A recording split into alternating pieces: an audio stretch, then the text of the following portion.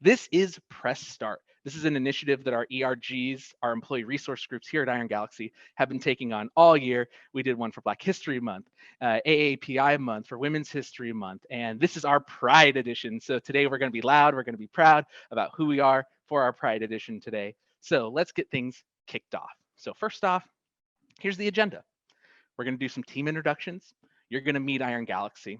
We're going to have a developer panel where there'll be some questions that I ask these amazingly talented human beings. Then we'll give you some help to get hired, and then we'll have a Q&A where you can submit things. You'll see there's actually a Q&A here in Zoom that you can click on and you can add your questions to. We'll get to those at the end of the conversation. So thank you for your questions in advance. I'm sure they're going to be fantastic. Jumping to our next slide here, we're going to introduce you to Claire. Claire, come on down. Tell everybody about you. Oh, God, I forgot I was the first. Hi, my name is Claire. I use she, her, and they, them pronouns. I am the executive assistant to our two co-CEOs. My favorite food is chicken nuggets, all kinds, though currently I'm obsessed with, there's like a certain brand of dino nuggets that I've been really into lately. My favorite games are like the Legend of Zelda series, with my number one being Twilight Princess. I've been sinking a lot of hours into the Tears of the Kingdom, just did the Water Temple last night. And then also Stardew Valley and Hades are up there in my top faves. Fun fact about me, I went to college for theater, and on the weekends, I work at a circus as a stage manager.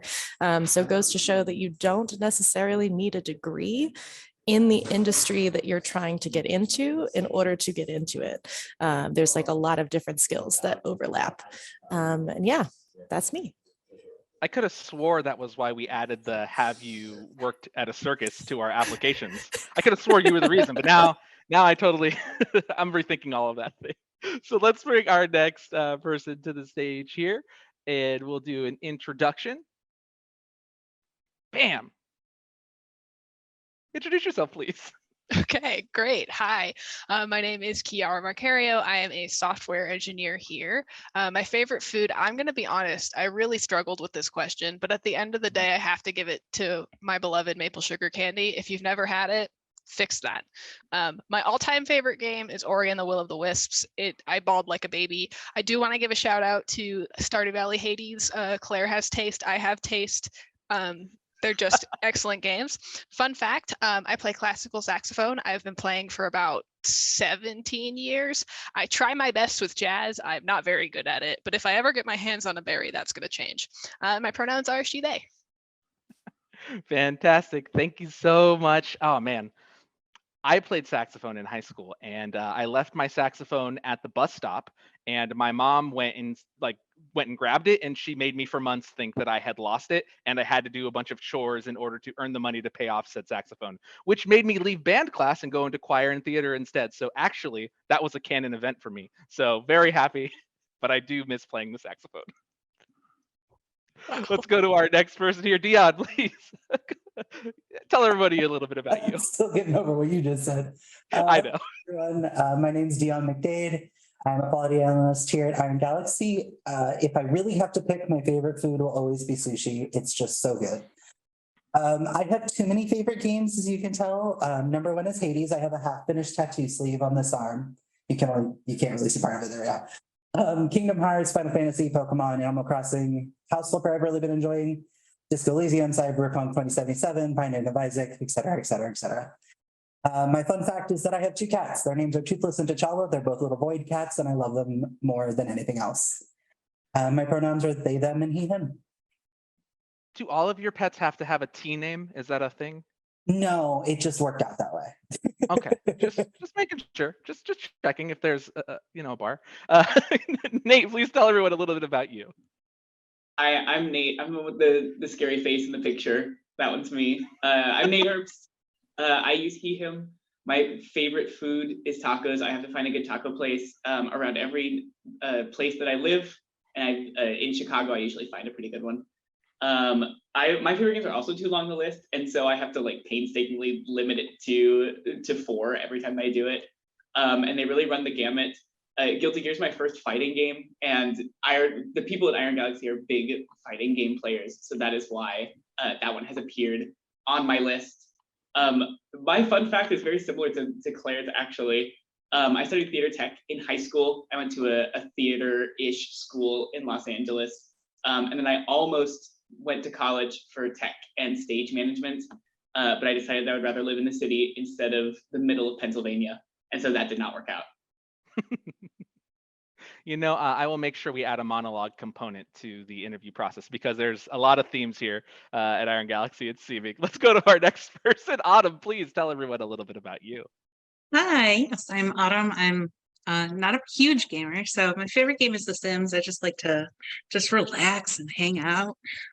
Steak frites are probably my favorite food, but I also just love any form of potato. It's the Irish person in me. And my fun fact is I once won a year of Taco Bell for free, but it went a lot quicker than I anticipated. And I used she, her pronouns. Okay, what's the number one item on the Taco Bell menu then? Since you've had so much of it, what do we got? I like the spicy potato taco, of course, but cheesy gordita crunch always. Cheesy gordita crunch. Okay, It's well, so good. in chat, if you want to pop off with your different Taco Bell recommendations, just let me know. I'd love to see it and love to hear what you think. Yes. So I will introduce myself now, and then we'll get to our DEIA lead.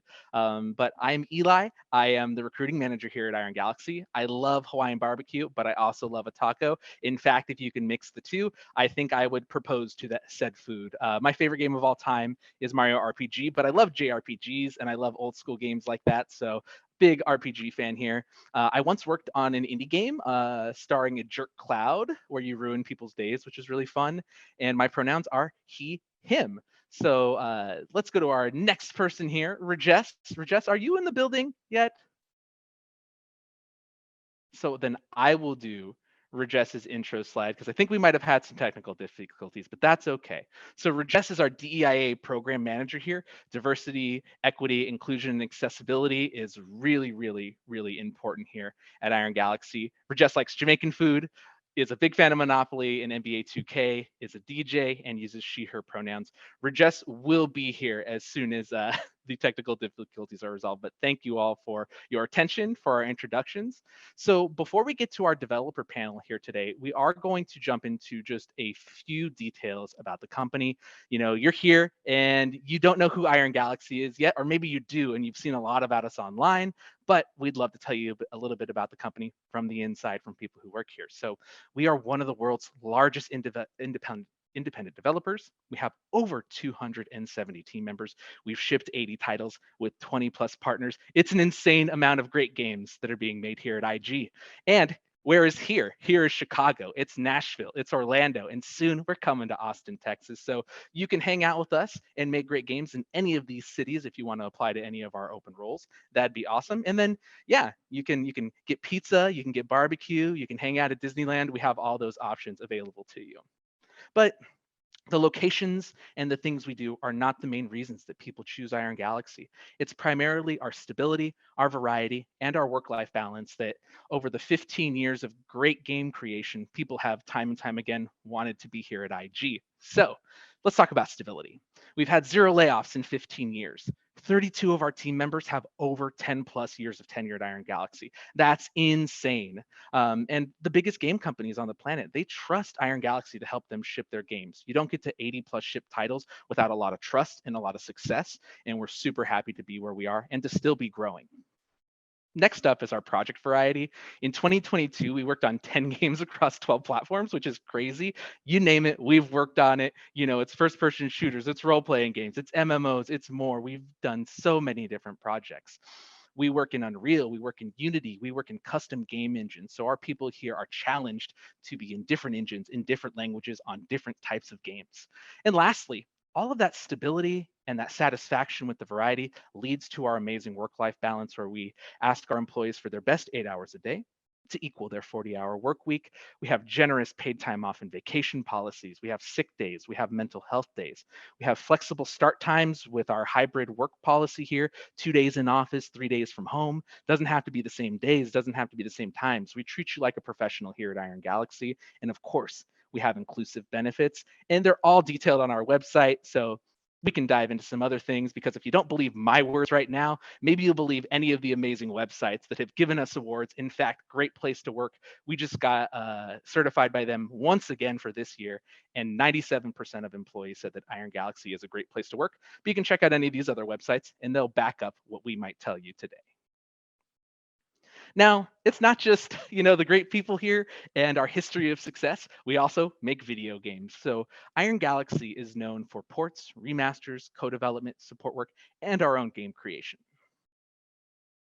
Let's talk a little bit about those port projects. You might have seen our work with Spyro, with Crash, with Skyrim, with Street Fighter, with Borderlands, or recently when we ported Uncharted to PC with Sony. So that was something that, we were really excited about.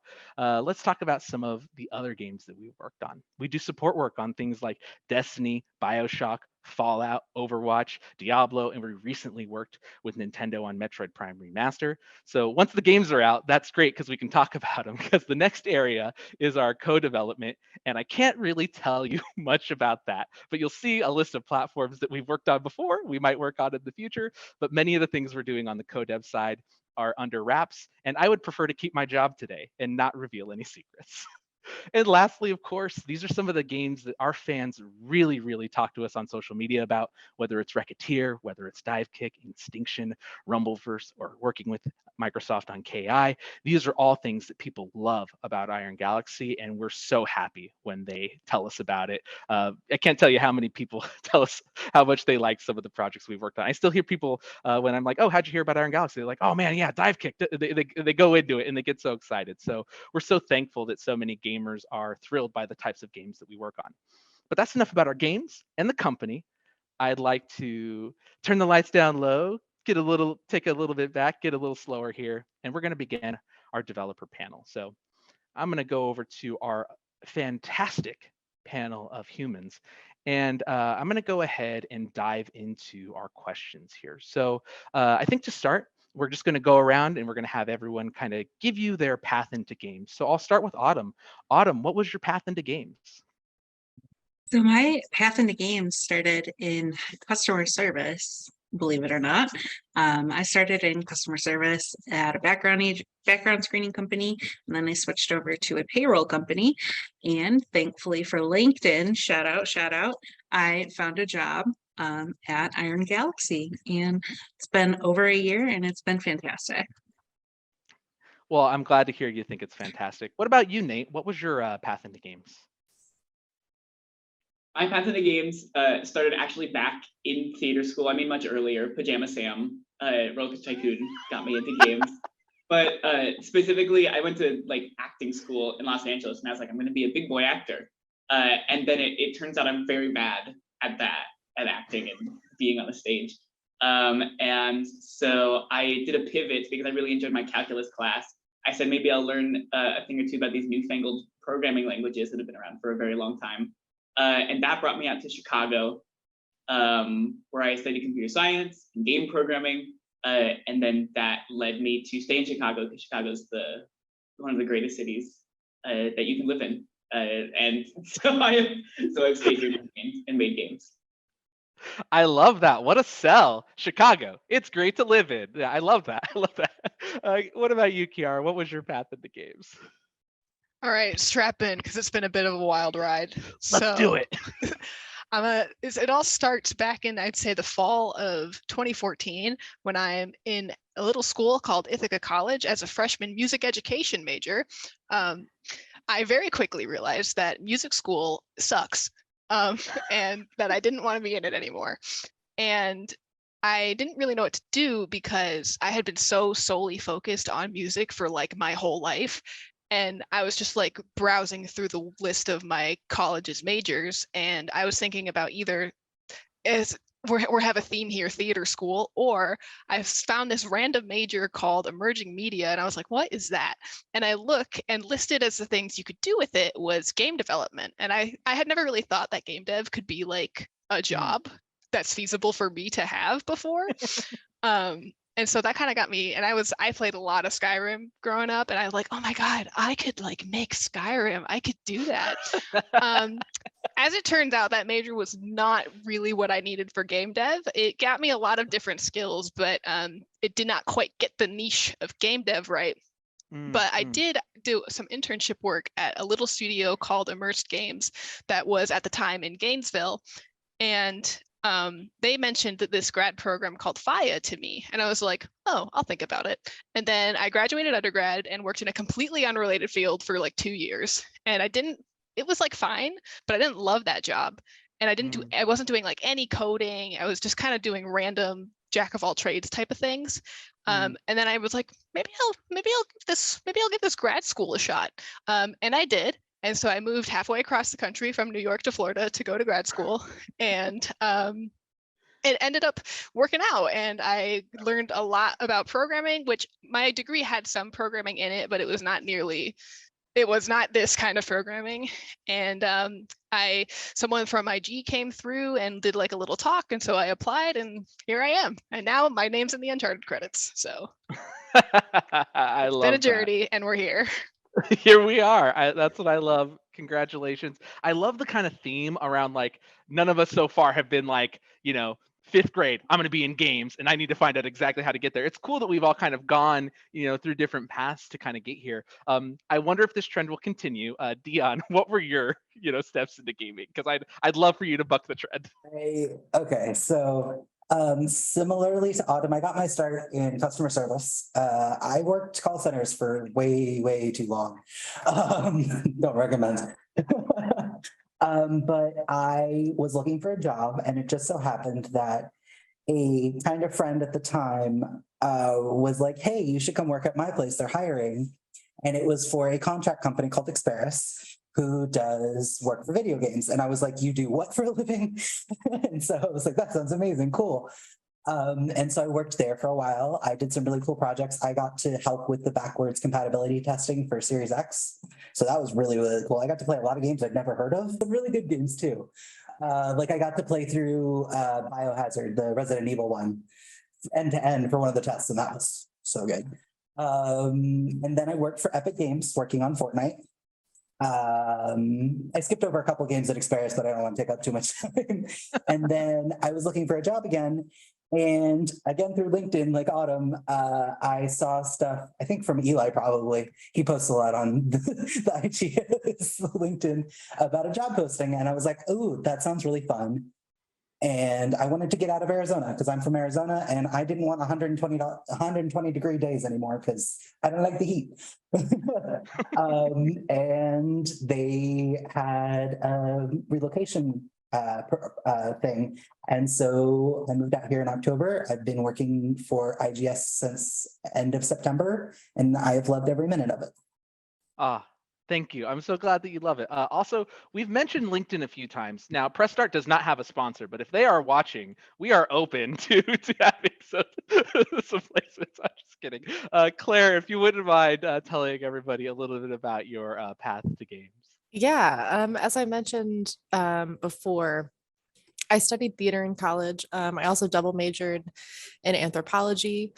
So that was a time in my life. And then I went into the theater industry directly after I graduated and had been working pretty consistently in theater, moved to Chicago specifically for the theater scene up until the pandemic hit. And so that's kind of my catalyst for hopping out of theater. I was like scrambling around looking for like a survival job, just because I really needed to pay my rent after I lost all of my work. And I did a brief stint in property management that was terrible. And so in my like desperation, I saw the post for Iron Galaxy for an administrative assistant. And I have always loved video games, but never really thought about it as like a career path or like something that I could contribute to. And so when I saw it, I was like, oh, this would be the dream. And so I applied and they took a chance on me. And 2 years later, I'm still here. I always kind of thought that it would be like a survival job, like work in the office until like the world opens back up again. But like IG really sucked me in with great like coworkers. Like the vibe here is immaculate. The people who work here are phenomenal. The benefits are great, and the work-life balance that does not exist in the American theater industry that we have here is also phenomenal. And so I stuck around, and here I am. Man, that was a tale and wonderful. Like, maybe I should just clip out this recording, and when people are like, "What it's like to work at IG," I should just play that. It's good to know that we went from a survival job to potentially a home of happiness. I love hearing that. And I read the slide for Rejess earlier for the introduction, but Rejess, would you mind telling everybody a little bit about your path to games? Absolutely. I hate to be a broken record, but I too was just out here looking for my next job. Well, I had decided that I didn't like what I was doing. I was working in insurance and I wanted to do something else. And so I decided I wanted to work in the diversity and inclusion space. So after finishing my master's, just kind of job hunting for DEI roles, I came across this one on LinkedIn. Yeah, give us those sponsorships. This is not an ad, but yeah, on LinkedIn, and found the job, got to interview with Iron Galaxy, and like a lot of my coworkers, you cannot get rid of me now because it's been amazing ever since. So yeah, that's my story. That's how I got here. I love it. I love it. And I'll share my story as well. But I do love the common theme. And so many of you watching this right now, you might have a leg up on me because I didn't know that I always wanted to be in games. And maybe you've gone to school for it. Maybe you've done that. But a lot of the folks here at Iron Galaxy, I do think that it's a common theme that many of us, are very egoless. There's a big team, mindset here. Games are a huge team sport, and it's a miracle that any game ships. So the people here really know that. And I think one of the big things is that people say, like on surveys or like reports about why they choose us and things like that. It's just like, hey, like people there are pretty nice, and like that's like just I think a cool thing that's not very common everywhere. So that's something I think that's unique about the studio too.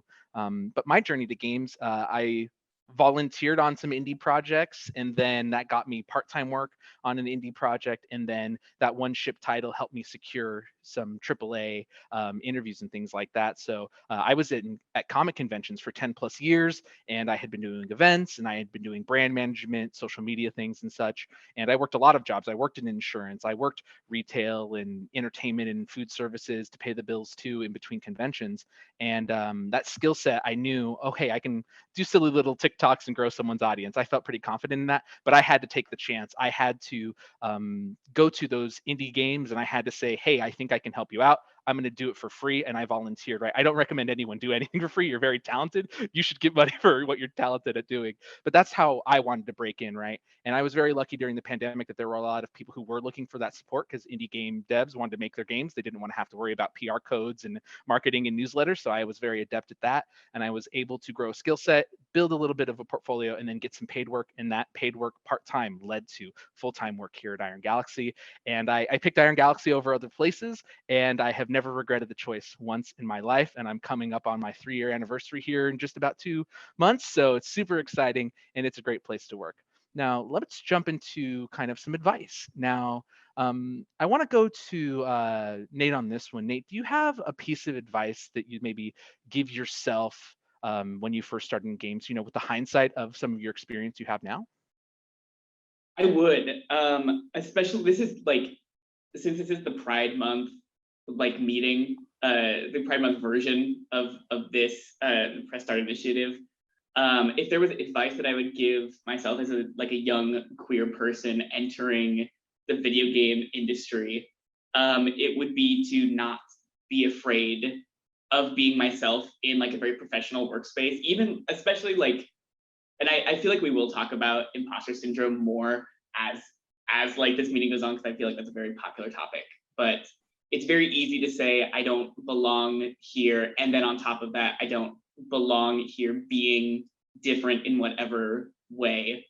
But just over like my few years in the games industry and in like software engineering spaces, I have become happier and more comfortable and more like proud of the work that I do and more effective in the work that I do, as I allow myself to not like worry about the way that I present to people or the way that people will think about me as being like a queer person in their, what people usually think of as a very like straight, cis and white and male space, which it actually isn't. It's actually incredibly not. It is still very that, but it is also, it's a very like diverse and becoming more diverse space as well. So if I could tell myself to be myself on day one, I think I would be a lot happier in that moment. And I want to piggyback off of this too. I don't even think just day one. I think in the interview process too, right? And I know some people out there, you might be just looking for any job that gets you the next thing, to get you the next thing, right?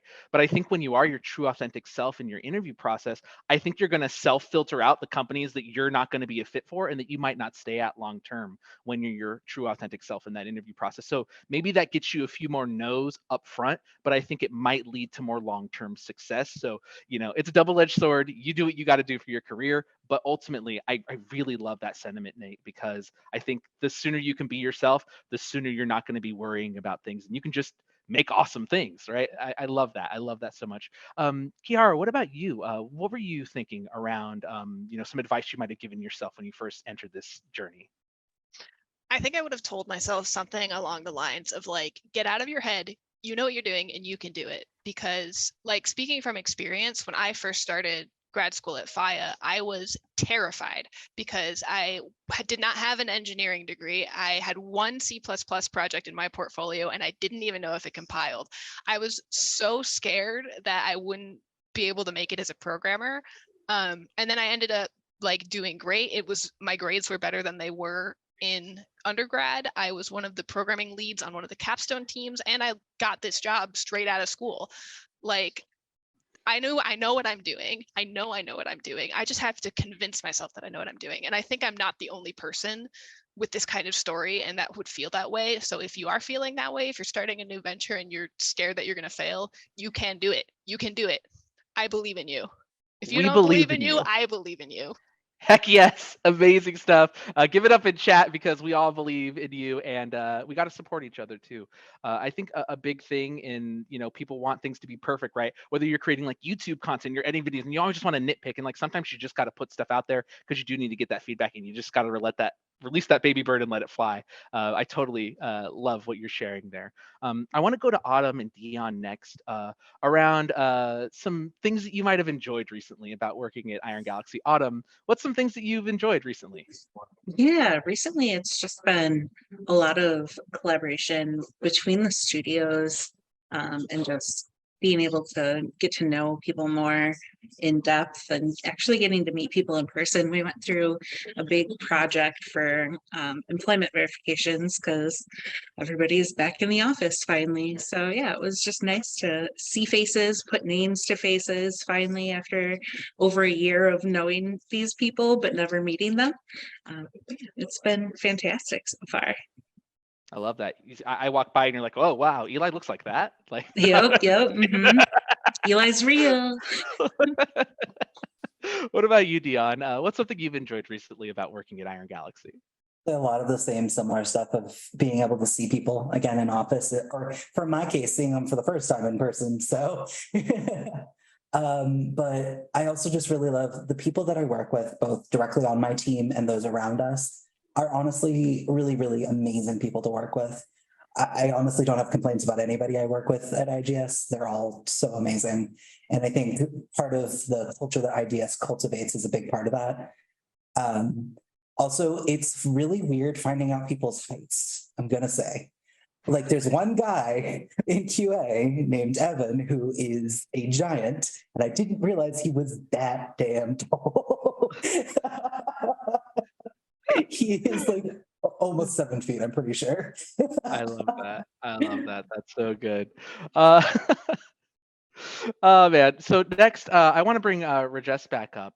Rejess, this Pride initiative, these press start things, they came to life because we felt as recruiting and as the DEIA program, right, that we wanted to do more. We wanted to connect with developers and things like that. So can you share any of the things we're doing to help hire or help support the LGBTQ IA plus talent here at Iron Galaxy? Yeah, absolutely. I mean, like you said, this kind of really started with us just listening to people and learning that people from marginalized communities and underrepresented communities just often didn't know that a pathway and a career in games was an option.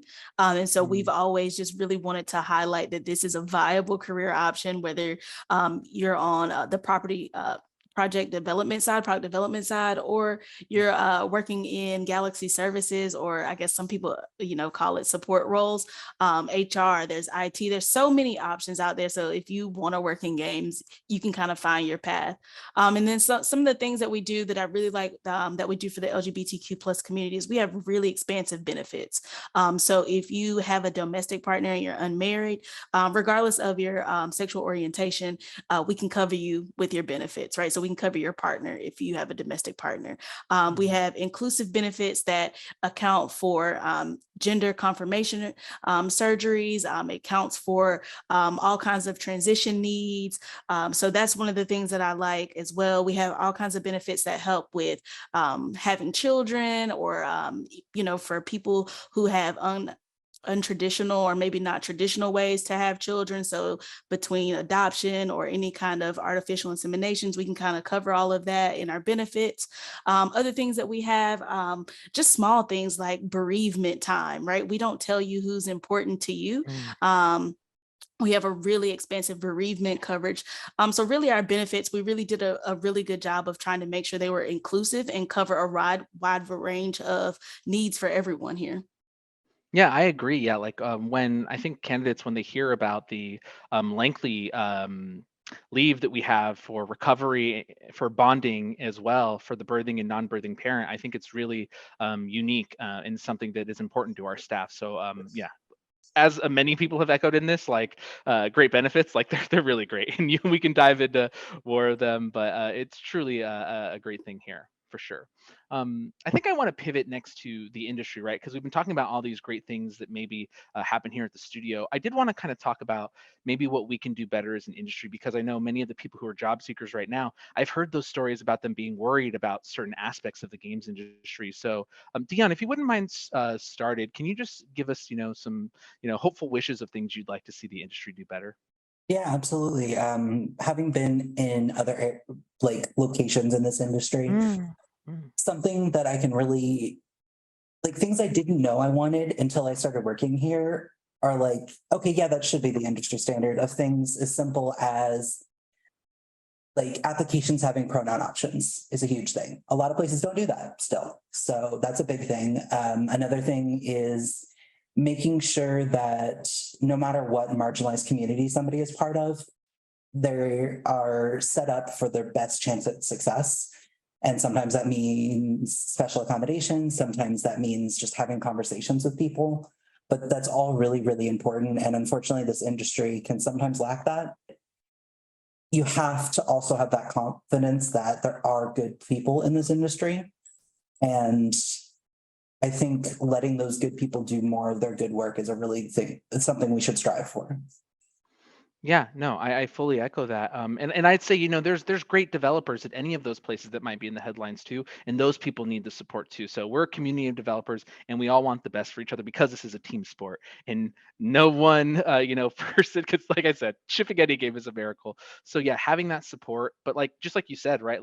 That's something that I sought advice from Rejess for on what our pronoun question should be in the application, and we recognize that the government doesn't allow all the all the things that someone could recognize themselves as, right? So Rejess and I was like, should we capitalize all? And Rejess was like, yes, we did capitalize all. And I love how bold that statement is in there, and I appreciate Rejess for kind of pushing us to get there. I really love that, and that's what a DEI program manager does, makes people know that they can feel comfortable at a company. So I love that. Yeah, Oh, go ahead. Oh, I was just gonna say real quick, the first green flag applying for IGS was your guys' application. So Love it. Thank you. I'll go to Claire next. Claire, what are some things that you can share about maybe hopes that you have for things the industry could potentially do better? Yeah, I think like as much as IG is like wildly diverse in comparison to other studios out there, I think we still have a lot of work to do in finding that the talent that exists in marginalized communities that just don't have the same opportunity to get in the pipeline and to get the knowledge and experience that's needed. And I know that that's like something that's near and dear to Iron Galaxy's heart, that we're trying to give people those resources and like reach the handout, which I think like is phenomenal for us. And I really wish that there were other companies that were also getting on that same bandwagon of kind of understanding how we really need to help each other. This is not like a everyone for themselves. It's like we really need to be supporting each other and like supporting individuals, getting them here and teaching people. Yeah. No, yeah, these are all fair points. In fact, I want to stay with you here. Hopefully, you'll have some more sage wisdom to share with everyone, Claire.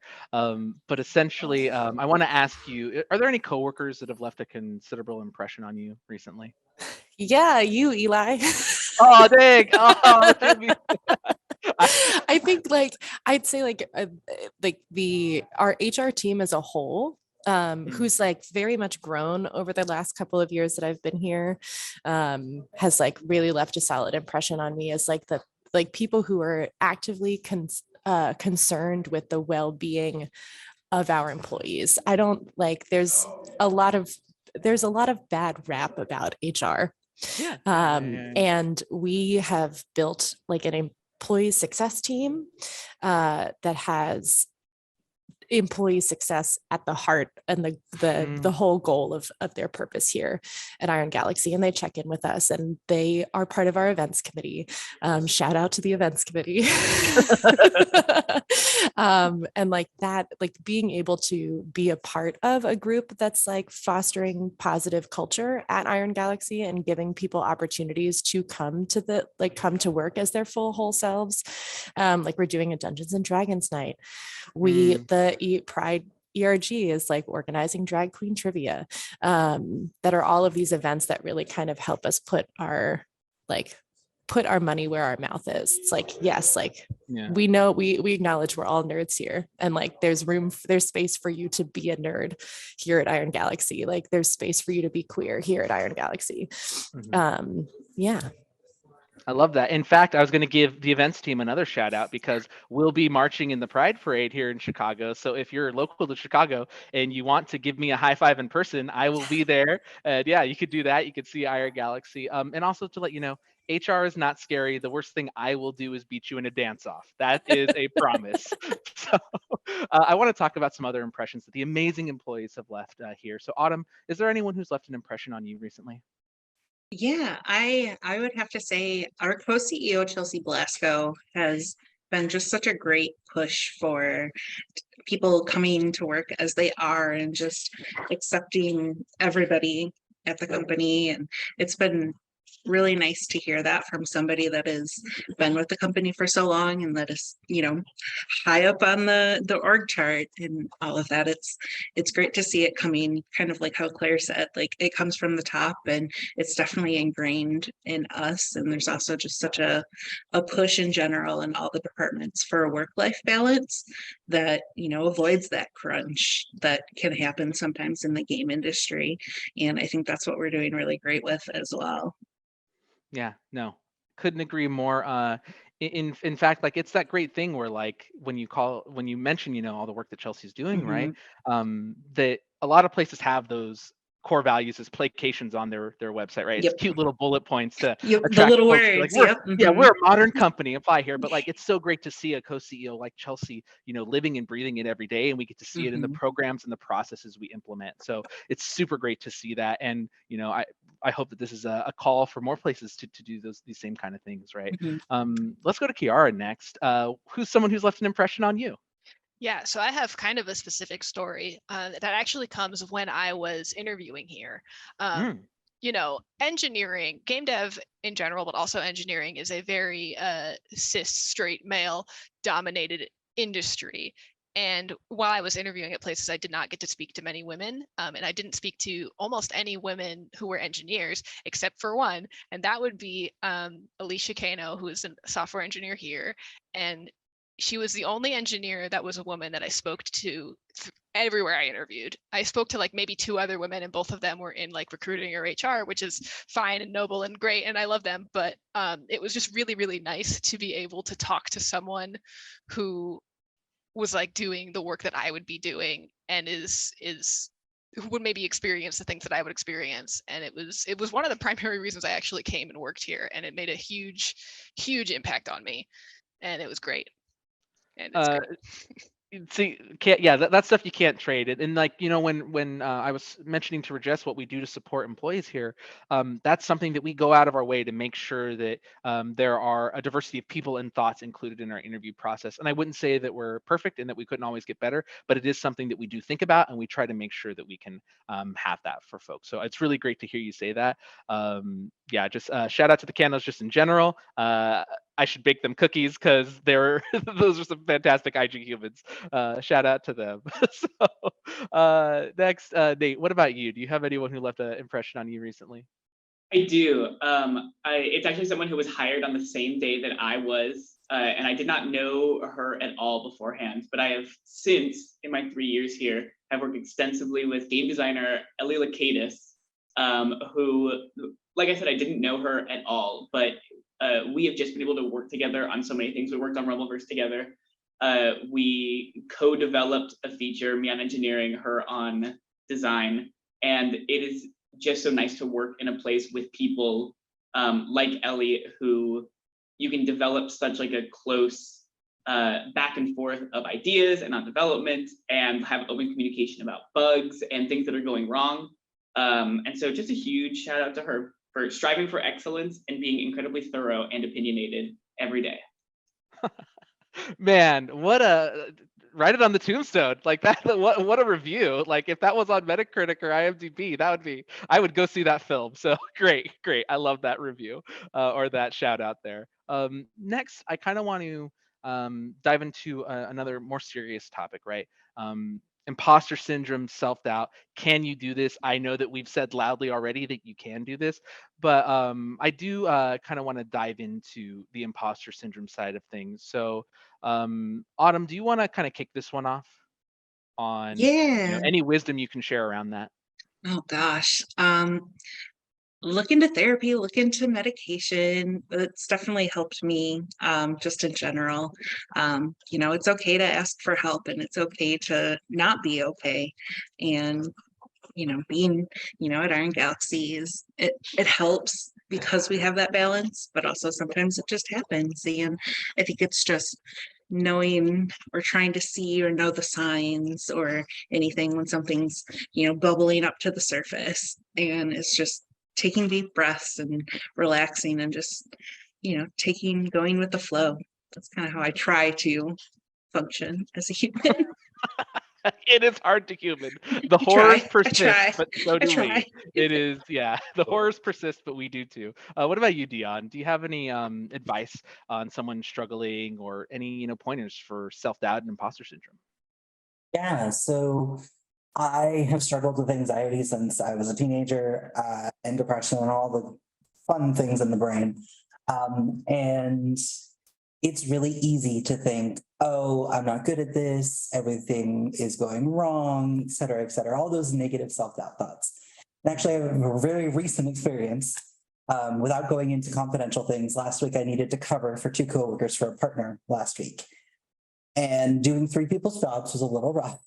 And I was convinced the entire time I was messing everything up, like everything.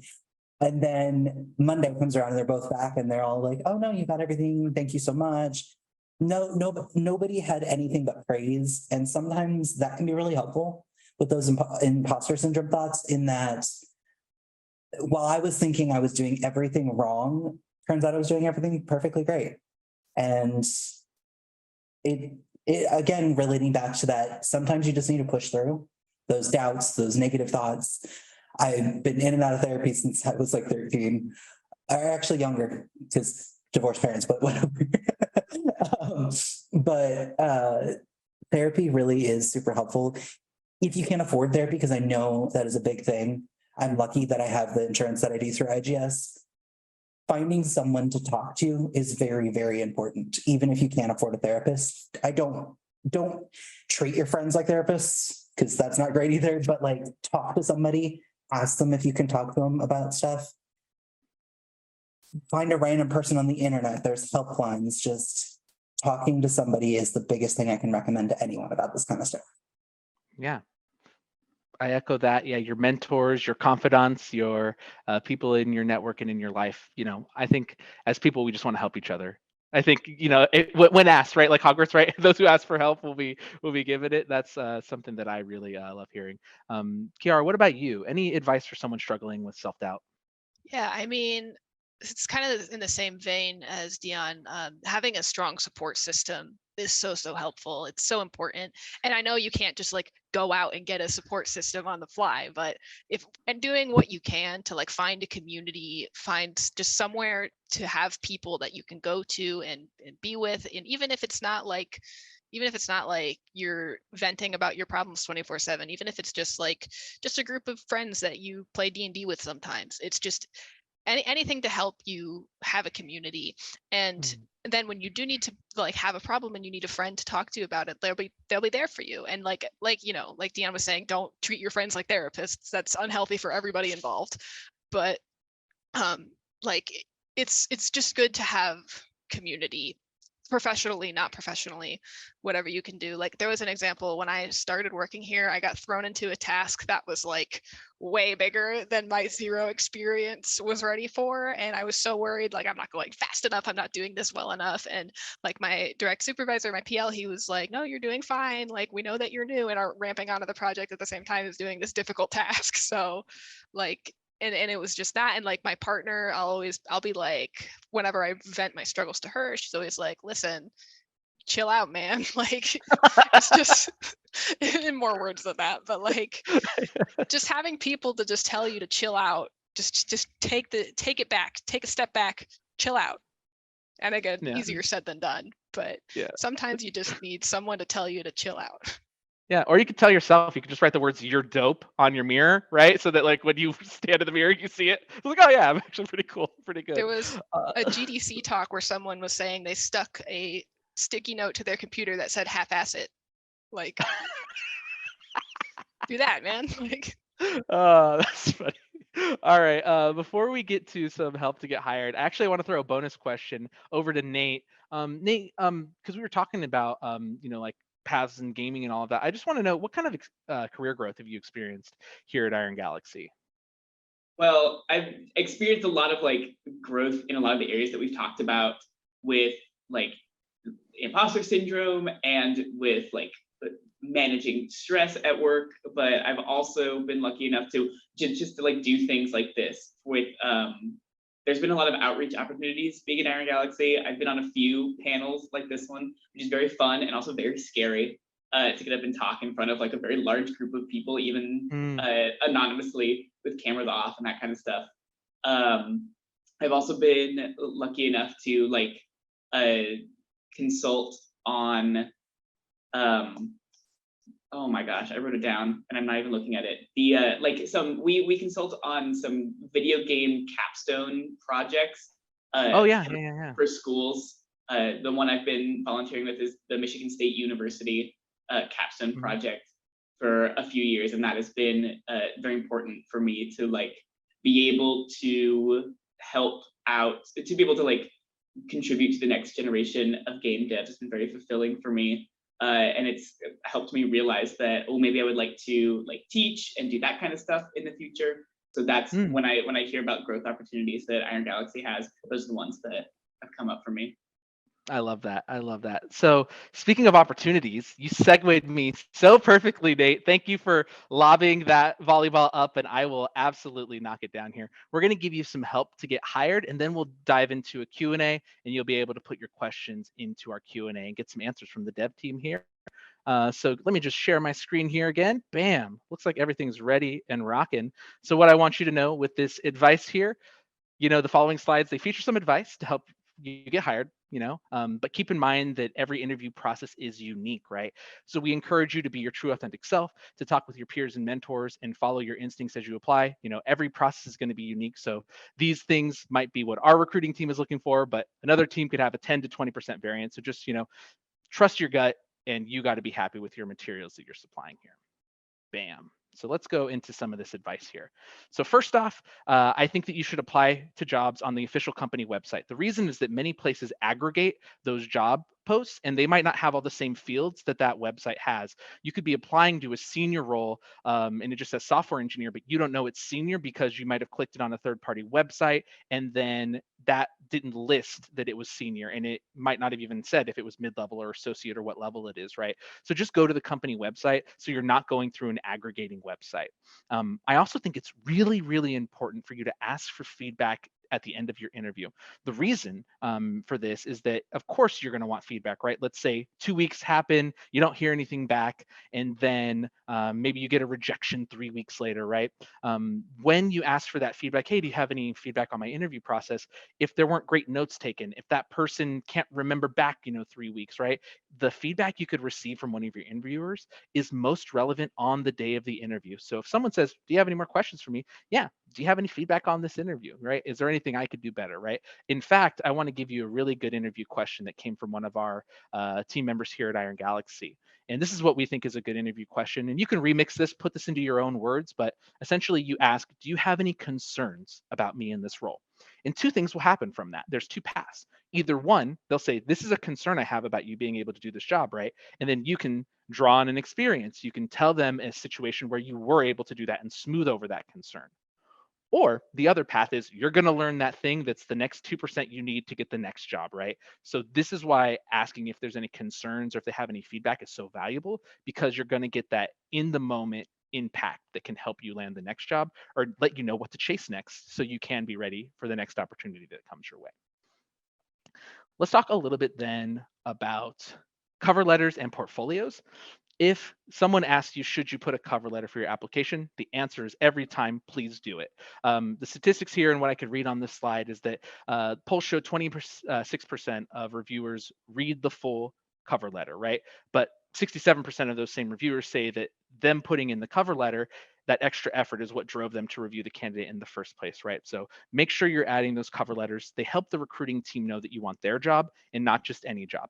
We can sniff out that nonsense, and we know when you just have that default template where you just change the name of the company and you just switch it out every time on those cover letters. So do take that time and care. The more researched you are on a job, the better I think you're going to do in the interview process. In fact, that job description is kind of like a cheat sheet on what you need to do and how you should attack getting this job. So if your resume is on one side and your cover letters and your job description's on the other side, in the middle should be that cover letter. There can be multiple things from that job description that you can identify. I'm going to kick butt at that. I'm going to knock that out of the park, and then weave those into paragraphs with some of the experiences that are on your resume and prove like, hey, on this project, I did this. In your job description, you asked for that. And in your cover letter, you can use that job description as a cheat sheet to help you land the role. So cover letters, very important. Please include them. Next up, when it comes to portfolios, and we can get more into this in the Q&A, I'm sure you can ask some of the team members here about like what they've seen in portfolios or what their portfolios might have looked like when they got hired. But I think it's great to show your work. This is screenshots of your backend, your paper prototypes, your reference materials. Make sure that you include those team sizes and those time constraints so that we can grade the work that you're putting out there on the appropriate scale, right? When it comes to tests that you might be doing in the industry, this is maybe more specific to artists, but essentially focus on the tests that they ask you to do. Oftentimes the people that don't get through are the people that want to do all these bonus things. And they're like, hey, you're supposed to make this like statue, but instead of just focusing on the statue for the test, they give all this foliage and all this background, right? And they want to show all the things that they can do. But because they invested so much time and energy on that, they didn't put all that work into weathering or making this thing look like it was realistic, right? And because they focus on all the other accoutrements, the bells and whistles, right? Putting cherries on the sundae and all that, they they didn't do the task. So do the tasks that you're asked in any tests in game dev would be my advice.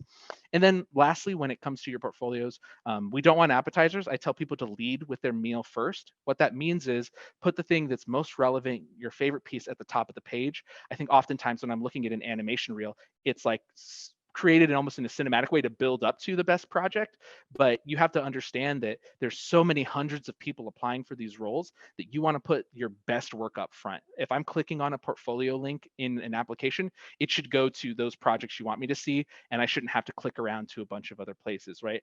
If there's 50 people being reviewed in an hour, you want to make sure that your content stands out. You want all killer, no filler. Hit me in the mouth with your talent. Show me how good you are and what you're proud of in your work. Give me just 1 second here. It's now time for the Q&A. So I'm going to stop sharing the screen. I hope that advice was a little bit helpful for you. Rejess, if you want to take it away with the Q&A, I'd be happy to get this rolling. Absolutely. I got an easy one for us. How is crunch handled at the studio? I can jump on that one. We ask you for your best 8 hours a day to equal your 40-hour work week. So we have 40-hour work weeks, right? But I wouldn't lie to you and say that there's not times that it's not busier and that someone here hasn't done more than that, right? But what I will tell you is if you're regularly doing that, you need to talk to your producer. You need to talk to your project lead. We need to get you that help. We have a policy here called pick up a shovel and dig. It's not about digging more onto your plate so that you're overloaded, overtasked, and burnt out. It's about asking for help when you need it and delivering it when you are asked to give that help too. So 40-hour work weeks, best 8 hours a day to equal that 40-hour work week. And it's not just in our company culture, it's in the kind of arrangements that we have too. So that's something that's really important here. And everyone lives and breathes it. No one's giving you side eye when you're leaving at 3 or 4 or 5 when you're supposed to, which is really great. Thank you. Let's go with how long is too long of a cover letter, too short? I guess I'll go with that one too, but 1 page, please, 1 page. And also, like, I think a lot of the times you have people who tell their full game dev story, right? And I have the same story, right? Grandpa gave me a Game Boy from a pawn shop when I was a child, and from there it was on site, right? Always games. But you shouldn't look at your real estate of your cover letter, like let's say it's 1 page. No more than 1/4 of it to 1/3 of it should be your passion in game dev story, right? Like why you love games, why this is what you want to do with your career. Make sure you're spending that other 2/3 to 3/4 of your real estate on that 1 page on why you're a fit for this role, why your skills and experience translate to you being a great fit. Awesome. Thank you. For the panelists, I think this is a good one. If you were able to guide your younger self through the portfolio building and job application process for the first time, what would you tell yourself? I can kind of talk on this one. I would tell my younger self to get over yourself. Because when you're first applying for places, you're worried about what you should say, X, Y, and Z. Now I'm just like, tell them who you are. That is going to be what attracts them. Give them personality. Show yourself through your work and who you are. Because a bland, boring resume that's just like, I work here, here, and here, nobody's going to pay attention to that. There's not. Yeah, I would say also just, I forgot, I lost my train of thought. I had a good thought and then I lost it. It's that day. I can pick it up. I don't have much advice for my portfolio self back when I was doing my job searches. But I do have interview advice for my younger self, which is to not worry so much about cramming for these interviews in the day or two before the interviews happen, because I would be up for so long, sitting in coffee shops and running, doing practice problems and studying math equations. What would have been helpful for me would be to step back and realize that I have the reason that I'm qualified for this is not because I am like, or I'm not gonna be able to pull up this information in an interview. Like all the stuff I'm packing into my head, it's like immediately replacing stuff in short-term memory. And what I should be relying on is the long-term, like my journey up to now has like packed me with all of the information and all of the facts and problem-solving skills that I need to be successful. And like staying up one more hour, I'd rather be rested than have like one more collision algorithm in my brain. Yeah, All right. that's a good one. Sorry, I've remembered what I was going to say. Go ahead. Be specific with examples, and even on your resume, be specific about duties and tasks and quantify it. Don't just say, that you answered emails or that you did this. Be specific on how much things you did with the company and how much time you did on those things. And even in the interview process, research and look up interview questions. Glassdoor's a great spot. There's interview questions you can research ahead of time. You can ask the recruiters what might be asked, and research, write down your answers. Just kind of prepare yourself with that. That's what I've done in my past, and it's been really helpful. Awesome. This is Well, gonna I'm sound. Oh, Oh, go Rejess, ahead. just real quick. This is gonna sound mad corny, but this is the theater kid in me. Rehearse, right? You could do mock interviews with people, but yeah, like sometimes, like and I'll tell you, right? There's ways that you can use technology that we haven't even thought about. There was someone who, like, almost every interview you go on, someone's gonna say to you, "Tell me a little bit about yourself. Give me the download on you." I say, "Paint me the tapestry of your life," right? Like, there's all. I'm just kidding. I don't really say that, but essentially, right? Like, they're gonna ask you to kind of just tell them a little bit about you, right? So this person screen shared and had like 3 slides because every person they met in every interview round was going to ask them some form of the same question. Tell me a little bit about you. So I'm not saying bite this person's style and do the same thing, but there's ways that you can use technology that we haven't even conceived of. And the interview team was blown away. They're like, yeah, they had like a little 3-slide PowerPoint presentation about who they are. That could off-put some interview teams, right? But for us, we were just like, oh, well, that's dope. Like, I can't believe you did that. So, and then that framework, right, that gives you, in the same way that someone would be pitching a project, right? When you have that framework in your slides to support you there, you're not going to, you're protected. You're not going to maybe slip up as much, or you'll at least have a prepared plan on how you want to be able to share your skills and your talents. So not something you have to do, but something I've seen done that was pretty cool. Again, you go with your gut of what needs to happen in that process. Thank you. Thank you. I think this is a good one for Autumn and I. But what kind of advice would you give someone who is trying to transition into the gaming space with a background in human resources? So I'll take it first. I mean, that's a really easy transition, right? So I would just say concentrate your job search to game development company or gaming companies, or companies who are game adjacent for you. So you can definitely go on sites like Hitmarker to find them, and then, like Eli said, then head over to that actual employer's website to submit your application. But at least Hitmarker can kind of aggregate all the job postings. LinkedIn can. So yeah, just target your search to video game development companies. And then once you're there, be creative. I would say the biggest leap for me in HR and then moving to games was that most business stuff can be a little stale or boring sometimes, but like video game development is not like that. So the more that you bring your own authentic personality out, and you're creative within the way you format your resume, the way the resume is designed, there's not as many strict rules that we're accustomed to in HR in games. So I would just say step outside your box for sure. And when you think you're outside, you can probably go further.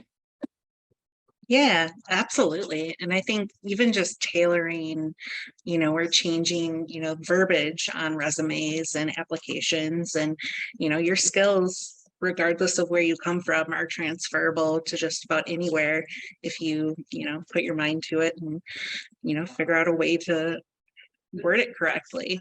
It definitely helps. Thank you.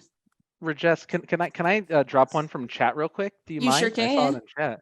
So this is a quick one too. So from Brian, there was a question: does Iron Galaxy look for animators and tech animators? If you go to our website right now, irongalaxy.com/careers, I'm sure the key mans will throw that in the chat here. But essentially, we have a mid-level animator role open right now, and motion capture cleanup is a really big piece of that. So just to let you know, there is an animator role up right now. It is mid-level. But yeah, I just wanted to share that. Take it away, Rejess. Well, what does IG look for in animators and tech animators? Eli? Wield that job description against the hiring team. Use that as your guide. No, I'd say there is an animation test, right? So that's going to be kind of a key indicator. But I think if you look at the job description and you see you have familiarity with those tools and technologies that we use, that's going to kind of be step one, right? That you might thrive or survive within that game development environment that we might have for that role. And then, yeah, so read that job description, and then there will be an animation test. And the first step of that process would be having an HR screen with Mike DeVivo, one of our recruiters here at the studio. So, and this could maybe be like what does Iron Galaxy look for in talent outside of what's in the job description on the things you're going to bring. I mentioned this before, but we're looking for team players, people who are egoless, people who can be receptive to feedback. Those are kind of some of the intangibles and things that we're looking to glean out of maybe your cover letter that show that you can be a team player. And then, of course, being okay with that mentality that we have the 40-hour work weeks, because some folks will just say, I'll take any job and I'll work 100 billion hours. And that's not what we're looking for here. So yeah, that's all I got on that one, Rejess. Yeah, and I will say that probably is the answer for another question that says, trying to transition to the game industry, I have a lot of transferable skills. How do you suggest I get myself seen or stand out? And I think what Eli said is just really those soft skills and those personality things. Like, are you a good fit for our culture? Are you adaptable to change? Do you like solving problems? These are all things that really matter and help you stand out. So being able to demonstrate those creatively on your resume and in your cover letter is super helpful. Anybody else want to jump in on that one? Well, just real quick, I was going to say also a tangible way too is, right, like in the job description, there will be tools and technologies, and you can get certifications in those. Many of these programs are free online, so you can get some form of experience with it. Things that we might use like Confluence or Jira, game engines are going to be one thing, but those tools and technologies that we use as a studio, the more familiarity you have with those can give you that 2% or that one thing that helps you get in the door too. So you can always ask the recruiter at the place you want to work, hey, what are some of the tools and technologies? It's mostly probably going to be in the job description, but you can always kind of invest in some of those platforms and programs yourself too. And for engineers, devs, are there code interviews?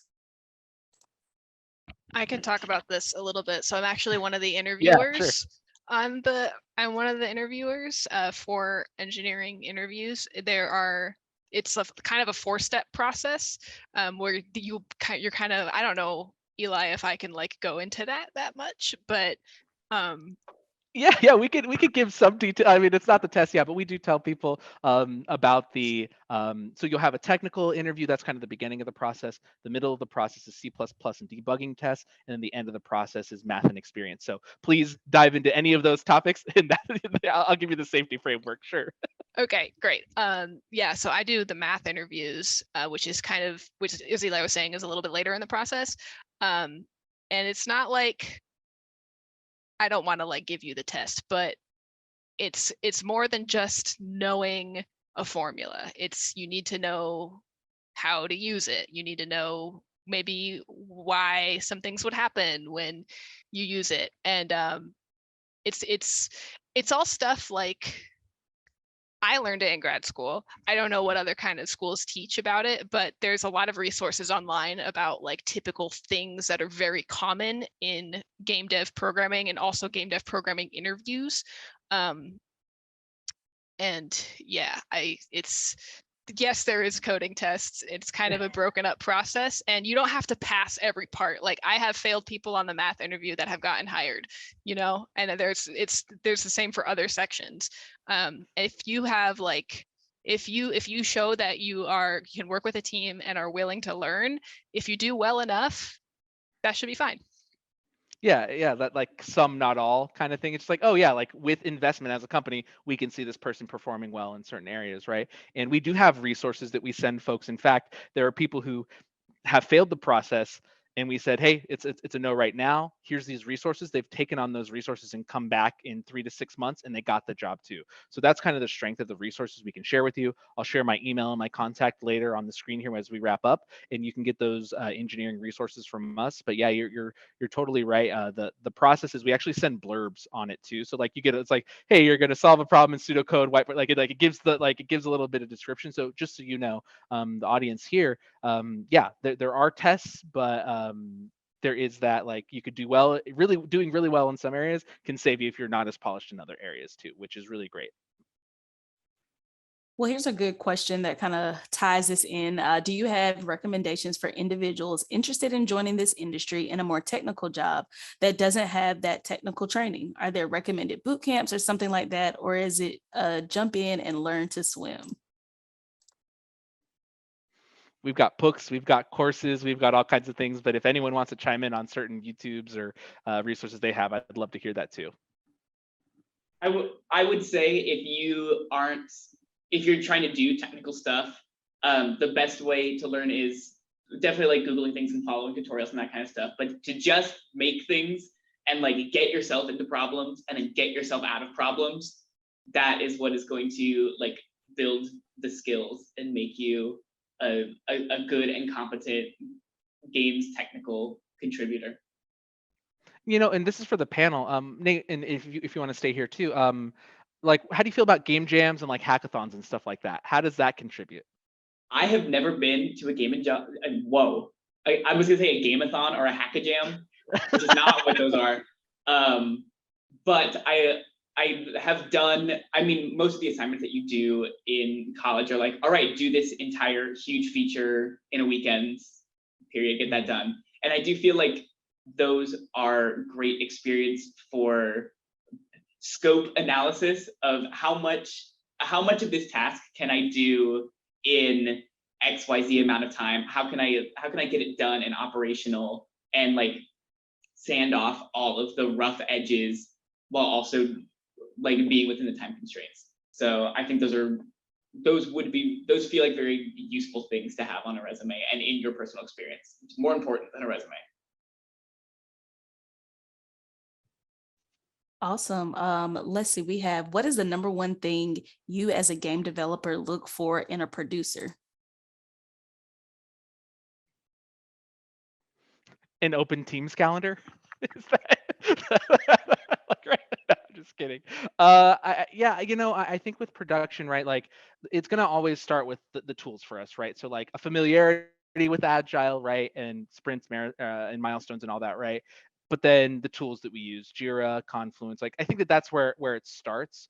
But yeah, someone who can, because they're oftentimes the key person here in Iron Galaxy who is interfacing with that partner. Everyone on the teams can and does, right? But that producer can be that primary point of contact. They're also someone who is, working with the team too. So I think someone who really shows that team mentality, that team player thing. And like when producers, like if you're looking to break in, associate producer and production coordinator are going to be where it'll start for you, right? So if you want to write those down, I'll say it again: associate producer and production coordinator. That's where those will start. There's a lot of people who have project management backgrounds. They're PMs, they've shipped features on apps, or they've done it in the tech field, right? And they want to transition into games. I've seen that happen often. But I think be prepared to, if you're like a senior product manager, to probably take not one step back, but probably 2 steps back. So financially, that might not work for you. But I think game dev wise, for a producer, being familiar with the terms and the jargon of what the team uses is helpful too. And it's really hard to gain that experience if you're not in a development environment, maybe doing game jams or maybe being studying, whether it's a GDC talk or other things that you can find. I don't know if anyone else has any pieces on this. I guess maybe I'll ask who are great producers, or like what's a great kind of characteristic of a producer you currently work with or have worked with in the past or something like that. I'm going to take a second to shout out my producer. We have 2, both Jeff and Nicole are producers for the team that I work on, and they are amazing. They help us with everything from, hey, my devices aren't working, to, hey, I can't access this website and need permissions for something, to, hey, are you doing okay? Like, They're always checking in, making sure everything's going good. They're honestly amazing. Yeah, from my perspective, I think one of the number one qualities of a producer is being a solid communicator, like being able to know, like, you know what's coming up next for your team, you're communicating those needs to your team, and you're also communicating to all of the other people who are collaborating around you. And like for me especially, like calendar management is like 9/10 of my job. And a producer who has like a really solid understanding of what's coming up next and can communicate their availability and their team's availability to me is like my absolute most favorite thing in the whole world. Hashtag bestie. It's what it sounds like. I'll keep going, trying to get through as many of these before we get to our 5:30 cutoff. But are there any opportunities for music composers through IGS? I don't believe so. Eli, you can confirm for me that's accurate. Yeah, there's no current composition roles open. And many of the times when what our company does, when you do work for hire and you're working on ports, remasters, co-dev, and support work, that audio aspect can be one of the smaller asks, right? But I will not say that it's impossible, and there's not a chance that we're a studio who has in the past made our own original games, right? So like that's something, if you ever see us announce new projects, that might be when we would look to grow that team. But we do have someone in house here, and I don't believe there's anything in the upcoming future. But I'll never say nothing's impossible, because we sign projects, things come on and come off all the time, and as new projects come on, new needs arise too. So keep an eye on, follow us on different, LinkedIn's, Twitter, all that stuff, and then that's where we make announcements about roles, and that's when you'll be able to find it first. Awesome. I'm curious for 3D artists, if IG looks for more specialists or generalists. For example, do you specifically look for artists who can do stylized art versus photoreal art? Or do you want each artist to be able to do both? Same with, I don't know what that says, but do you hire specialists or want any 3D artists to be able to do all of them? Yeah, they're talking about characters, environments, props, and all of that. So the job descriptions are going to kind of be your key for that, right? But what I will say is that, yeah, we typically do hire more generalists when it comes to the engineering side and things, because we do work on a variety of projects. Maybe every 8 to 18 months, you could be rotating to a new project. There's someone at Iron Galaxy who's worked here for 12 years and who shipped 17 titles. There's someone who's worked here for 7 years and shipped 5 titles. And either of those numbers is ridiculous when you think about game dev, right? There were just news stories out recently about how most game dev cycles for AAA are now approaching the 5 to 6 year range, right? So people do rotate here, and we do work on maybe 6 to 10 games in a calendar year, and in that rotation, there could be different genres, different engines, different languages, different styles, right? It could be realistic, it could be stylized, right? So we do look for a variety of skill sets. But if you're applying places and your portfolio has art that looks like the games that they make, that's going to help you, right? Like if you want to work if you want to make Bulbasaurs and Venusaurs and stuff like that, like I have up here, you might want to have some creature design on your portfolio if you want to work at that kind of company. So for us, it is definitely more generalist, I would say, unless of course the job description specifically calls out one primary thing that we're trying to hire for. Back when we were working on Rumbleverse, that is something where we did call out combat designers, right? And we were looking for a specific thing. But usually for like our design positions, it had been more generalist roles because they could contribute on a variety of projects in different engines and styles. So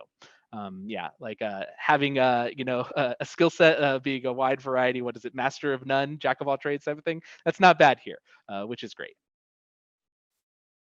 Awesome. Were there instances where your team members worked as one area but then transitioned into another?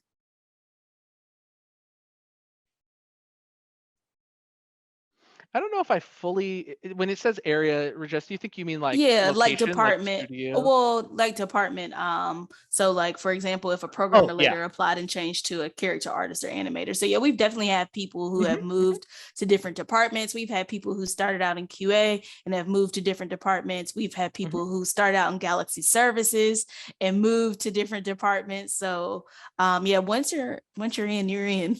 And we'll do what we can to support your growth, regardless of what that looks like, whether that's a upward level growth within your department, or if it's a lateral growth to some other departments and gaining other skills. Gotcha. Because I thought you were saying like hey, had someone at Chicago gone to Orlando? And that, yes, that has happened, right? You can go between the studio cities because none of our projects are siloed off to any one studio city, right? If everyone on a project is in Chicago, that's by happenstance, not by design. So just be aware that you can, move to Nashville if you want, or you could go to Orlando or Austin in the future too. So those are all available to you. What's our overtime policy? We our full-time employees are salaried, so there is not overtime because you should be working that 40-hour work week, right? Like that's what it should be. Your best 8 hours a day equal that 40-hour work week. So that's the goal for everyone here. And what advice do you have to help your resume stand out if you're trying to transition from a non-video game development background? I think big things for me, besides, as I've called out before, the tools and technologies, if you have recommendations on your LinkedIn, a strong cover letter, those are all ways to stand out above the many people maybe looking to transition to. But those certifications that I talked about, some familiarity with the tools and technologies for me to see that you're, making that effort, right? But a lot of that comes across either in your cover letter or in some of the recommendations you might have from past employers, because a lot of these skills, as Rejess has mentioned, are very transferable. You don't, have to only have gone to a specific game dev school and taken, specific courses to land here, which is something that, there's plenty of people who have like that solid foundational engineering cake, and we feel like we can give them the gaming frosting, right? There's people like, hey, they're a problem solver. They have taken a data structures and algorithms class. They know object-oriented programming. Like there's like these base level things that people in like financial tech or in defense work have those skill sets, and they just need the engine experience. So like we have looked for people outside of that, and we've done that in the past, and I definitely think it's something we'll continue to do. But yeah, the certifications, those recommendations, that cover letter, those are the things that will help you stand out. And then I'll kind of end it with this one. Sorry if we didn't get to your questions, but we'll give you all of our contact information so you can email us or hit us up on LinkedIn. We really got to get a plug for LinkedIn. And then someone just asked kind of what are the tools that we use here at Iron Galaxy. So we talked about some of them being Jira. So y'all can kind of call out some. I mean, we use Microsoft Suite. So knowing Teams, OneDrive, stuff like that. Microsoft, Microsoft, you're good, at least to communicate. What are some of the other tools y'all use? I can, for programmers, Perforce is pretty big. Visual Studio is kind of the industry standard in terms of like things we use, like the environment we work in.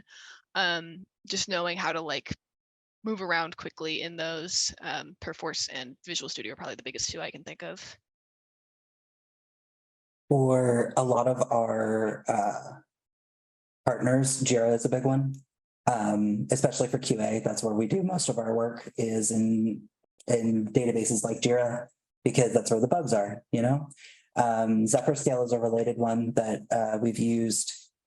I also always recommend at least familiarizing yourself with how to read the logs of something if you want to do QA, because you will end up reading logs, I promise you.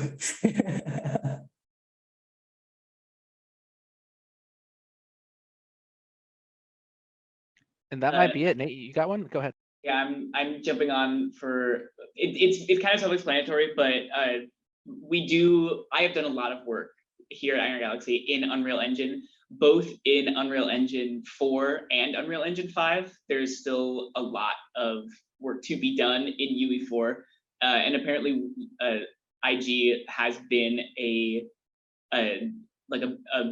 bastion of knowledge about UE4. We used to be a very trustworthy studio with UE4. So if you have UE5 knowledge, I have heard, I'm not in recruiting, that we are looking to like bolster our UE5 knowledge as well. Very cool indeed. Rejess, you want me to wrap this thing on up here?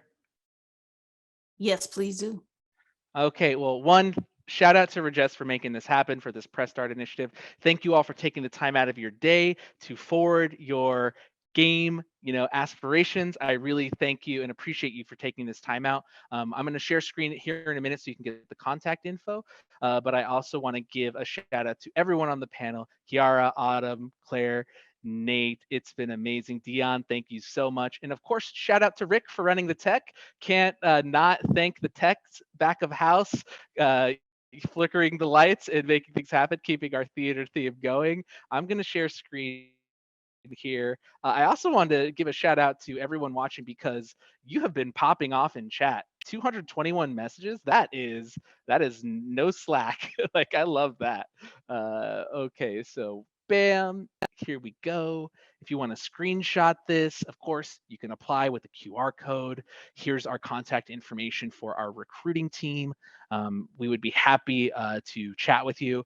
Know if you reach out to me on LinkedIn, my backlog is mighty, but I will get to you at some point. If you want to email me, I can get you those engineering resources and our help to get hired resources. We've got job boards, we've got mentor lists we can link you with. We've got all forms and manners of help that we can provide to you.